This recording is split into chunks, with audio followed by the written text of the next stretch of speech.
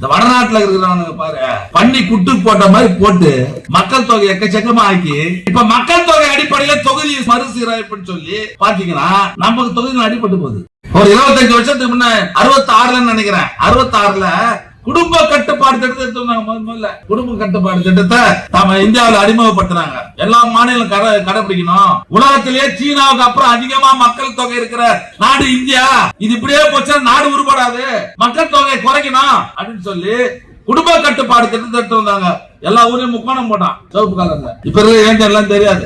முதல்ல என்ன சொன்னா, நாம் இருவர் நமக்கு இருவர்னா, அதுக்கப்புறம் ஒரு 5 வருஷம் கழிச்சு இன்னும் அதிகமா தாங்க போயினே இருக்கிறதுனால நாம் இருவர் நமக்கு இருவர், நாம் இருவர் நமக்கு ஒருவர். அப்புறம் அதுக்கப்புறம் ஒரு 5 வருஷம் கழிச்சு நாமே குழந்தை நமக்கு ஏன் குழந்தை.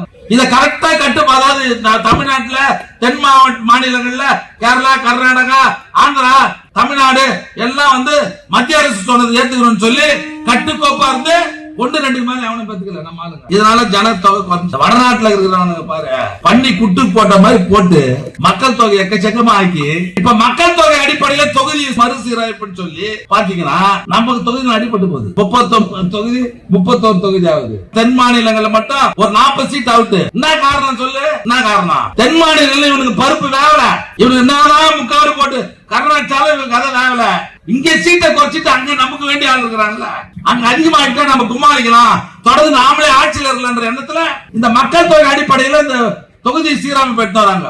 இதெல்லாம் நீங்க புரிஞ்சுக்கணும். அதனால அவனுக்கு ஆவலன்னா ஒரு கவர்னரை போட வேண்டியது, ஆட்சிக்கு எதிர்ப்பு அவன் ஒரு ஆட்சி நடத்துறது, நமக்கு தேவை கொடுக்க வேண்டிய பணத்தை கொடுக்காம இருக்கிறது. கல்விக் கொள்கையில மட்டும் 2150 கோடி ரூபாய் நம்ம பணம் தரணும்.